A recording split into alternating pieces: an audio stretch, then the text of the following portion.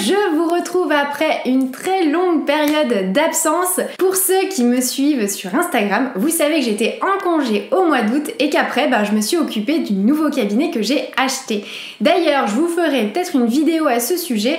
Dites-moi en commentaire si ça vous intéresse. N'hésitez pas à vous abonner pour voir mes prochaines vidéos dès leur sortie, parce que oui, je vais refaire des vidéos très régulièrement.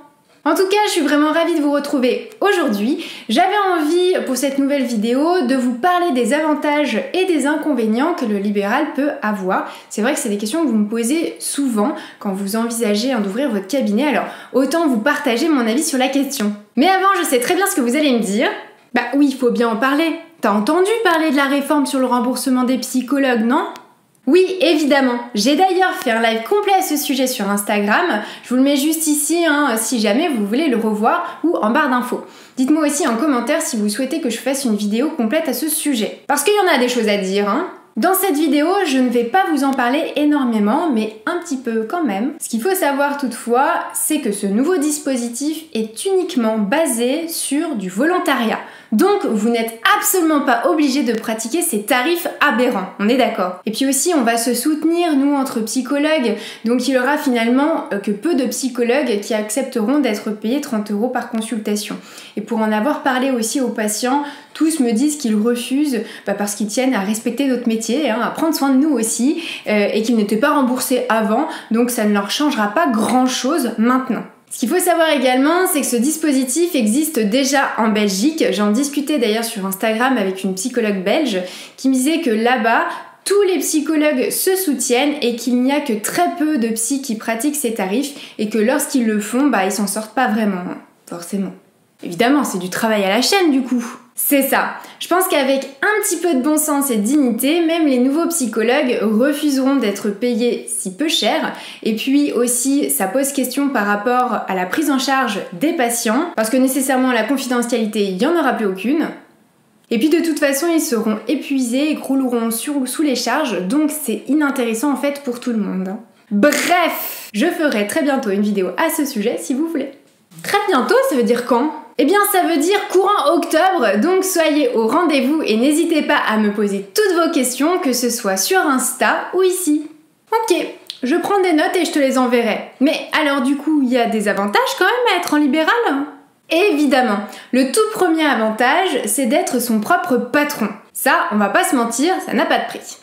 On a donc de compte à rendre à personne, bon, à part l'URSSAF quand même, faut pas rêver, Quand on travaille en institution, il y a toujours quelqu'un au-dessus de nous et c'est pas toujours agréable et facile. Il faut composer avec chacun, les caractères et personnalités de chacun et ça matche pas toujours et ça peut vite devenir conflictuel. Ce qui est aussi compliqué et qui a été pour moi un réel frein, c'est qu'on doit parfois se plier à certaines règles qu'on trouve insensées et incohérentes. Et du coup, on se dit qu'on n'a pas le choix de s'y plier. Par exemple, quand je travaillais en UMO, on m'imposait parfois de ne pas rencontrer ni l'enfant ni la famille et d'écrire un rapport. C'est inconcevable pour moi. En libéral, c'est tout l'inverse. Vous êtes votre propre patron, donc c'est à vous de fixer vos propres règles. Et en général, vous êtes rarement mécontent des règles que vous avez vous-même fixées. Bon, j'avoue que c'est sympa. Mais du coup, si t'es ton propre patron, tu peux aussi choisir quand est-ce que tu travailles et quand est-ce que tu pars en congé. Et oui, fini les 5 semaines de congé ou bien les 5 jours de travail et 2 jours de week-end. En libéral, c'est toi qui choisis. Par exemple, j'ai fait le choix de ne pas travailler 5 jours par semaine. Déjà parce qu'en libéral, c'est un rythme hyper intense, on s'en rend pas compte. Et puis d'autre part parce que, en fait, je n'en avais pas franchement envie. Je voulais avoir du temps pour me former et du temps libre aussi pour ma vie perso. J'ai donc commencé par travailler 3 jours par semaine. Bon, aussi parce que le cabinet que j'ai loué au début ne me proposait que 3 jours par semaine. Et puis ensuite, j'ai augmenté à 4 jours quand j'ai changé de cabinet. Et là, avec la formation Hosto Libre et puis mes autres activités professionnelles, j'ai diminué à nouveau à 3 jours par semaine. Donc c'est vraiment moi qui décide ce dont j'ai envie et idem pour les congés en fait. Je prends entre 8 à 10 semaines de congés par an. Alors, ça peut te sembler beaucoup, mais je travaille énormément dans la semaine, donc je m'autorise à prendre ces semaines de congés. Et j'inclus dedans mes jours de formation aussi. Personne ne me valide mes congés et je les prends quand j'en ai envie et ça, c'est chouette. Un jour par-ci ou quelques semaines par-là, c'est moi qui choisis. Mais c'est génial! Et du coup, t'es payé 10 semaines de congés? Alors ça, eh ben non. L'un des inconvénients du libéral, c'est que quand tu travailles pas, t'es pas payé. Donc t'as plutôt intérêt à bien anticiper et mettre de l'argent de côté. C'est aussi pourquoi je travaille autant, pour avoir des congés régulièrement. En réalité, quand on est son propre patron, on travaille bien plus que quand on est en institution. On se dit que du coup c'est pour soi et qu'on décide comme on veut et donc on ressent beaucoup moins la contrainte en fait et on a tendance à travailler plus. Moi il m'a fallu 4 ans pour m'autoriser à prendre ces 8 semaines de congé. Avant je prenais 2 semaines l'hiver et à peine 3 semaines l'été. J'étais complètement épuisée. Alors encore une fois on se rend pas compte du travail que ça représente d'être en libéral, c'est vraiment du travail. Aujourd'hui avec l'expérience et le temps, je m'accorde du temps pour moi et je m'autorise à ralentir pour ma santé et le bien-être de mes patients aussi. Voir sa psy au bout du rouleau, c'est rarement agréable et aidant pour eux quand même. Donc en réalité, ça peut représenter un inconvénient parce que comme t'es pas payé quand tu bosses pas, t'as tendance en fait à bosser plus. Et 2, t'es ton propre patron, donc tu peux plus facilement bouger tes limites et faire des choses que tu n'accepterais pas forcément en institution. Ah oui, je pensais pas, tu vois. Et il y a d'autres avantages à travailler en libéral ? Oui, bien sûr, notamment le fait de faire autant de formations que tu le souhaites, et aussi de les choisir. Avec ma pratique en libéral depuis plusieurs années, j'ai pu me former à l'EMDR et la communication non violente notamment. C'est moi qui ai choisi ces formations, c'est moi qui ai choisi ce dont j'ai besoin et j'ai pas besoin d'une validation. Lorsque je travaillais en UMO, j'ai pu faire une formation sur la radicalisation par exemple, mais j'avais pas du tout le choix de me former à tout ce que je souhaitais. Et ça pouvait aussi m'être refusé. Et ça, c'était vraiment pénible. En libéral, c'est pas le cas du tout. J'avoue que se former autant qu'on souhaite, c'est quand même pas mal, hein. Mais quand t'es en formation, tu bosses pas du coup. Exactement, je travaille pas au cabinet les jours de formation, donc faut anticiper, comme pour tes jours de congé. À mon sens, l'autre inconvénient du libéral, c'est tout ce qui touche à la comptabilité. Bon, avec la formation au temps libre, maintenant, la compta, ça me connaît. Mais mine de rien, j'aime quand même pas ça, vraiment pas. C'est hyper chronophage pour moi, j'ai l'impression que c'est une perte de temps, et en fait, j'aime tout simplement pas ça. Du coup, c'est mon comptable qui s'en occupe à ma place.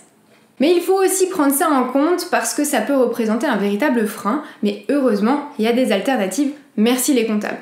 L'autre inconvénient dont j'ai peu parlé, c'est lorsqu'on est en libéral, on peut être confronté à la solitude. Ah oui, t'as pas de collègue à qui parler comme en institution alors ? Oui et non, en fait ça va dépendre du cabinet que tu loues. Si tu es dans un cabinet avec plusieurs professionnels, tu peux facilement échanger avec eux entre les consultations ou pendant les temps de pause par exemple. Par contre, si tu travailles de chez toi ou bien seul dans un cabinet, alors oui, t'as pas cette possibilité-là. C'est pourquoi entretenir son réseau, c'est vraiment hyper important quand on est en libéral. La solitude, elle peut vite nous gagner, donc rester en lien avec ses confrères ou bien avec d'autres professionnels de santé, c'est vraiment, à mon sens, essentiel. Mais après, ça va dépendre aussi de chaque personnalité.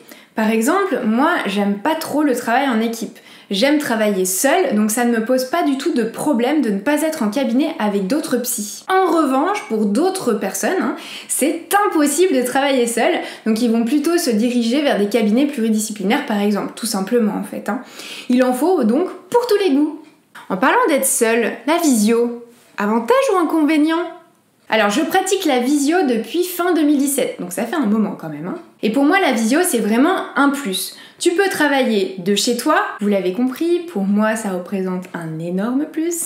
Tu as la possibilité d'avoir des patients partout dans le monde et je trouve ça vraiment hyper enrichissant. Et puis toi aussi t'as pas forcément les contraintes d'avoir un cabinet. Donc ça représente pour moi un vrai avantage. En revanche, pour certaines personnes, c'est plutôt un inconvénient parce que ça peut signifier plus de solitude encore et plus de fatigue parce que oui, les écrans toute la journée, c'est fatigant et puis certains en fait n'aiment simplement pas les écrans ou la visio. Donc en fait, ça dépend de chacun. Ok, bon, dernière petite question qui m'intrigue. Et le salaire alors ? C'est vrai ce qu'on dit ?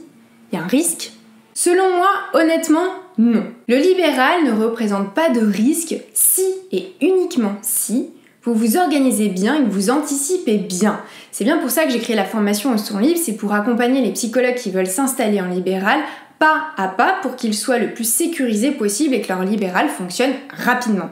D'ailleurs, si ça vous intéresse, j'organise un nouveau webinaire le mercredi 6 octobre. Si vous voulez en savoir plus sur le libéral et la formation au temps libre, n'hésitez pas à vous inscrire gratuitement, le lien est juste en barre d'infos. Sinon, en ce qui concerne le salaire, eh bien là c'est pareil, ça va dépendre de vous, et ça, c'est dans tous les sens du terme. C'est-à-dire que c'est à vous de calculer le nombre de jours par semaine travaillés, le nombre de patients par jour, le prix de vos consultations. Donc en fait, c'est difficile de vous donner un chiffre exact pour votre salaire parce que ça va dépendre de ce que vous voulez travailler. Et après, vous versez en fait le salaire que vous souhaitez, tout simplement. Oui, ça, c'est un vrai avantage. Évidemment, vous n'allez pas vous verser le même salaire que la totalité de vos recettes, sinon vous êtes complètement foutu. Mais vous faites vos calculs et vous fixez vous-même le salaire que vous estimez en fonction de vos envies, de vos recettes et de vos charges, évidemment. N'oublions pas les impôts. À ce sujet, j'ai fait une vidéo où je vous parle des salaires des psychologues. Je vous la mets juste ici si ça vous intéresse. J'espère que vous y verrez plus clair sur les avantages et les inconvénients du libéral.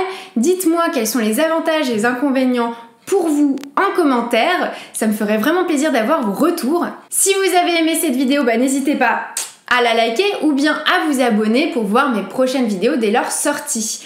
Je vous retrouve tout de suite sur Instagram ou bien la semaine prochaine pour une nouvelle vidéo, vendredi à 18h30. Ciao ciao!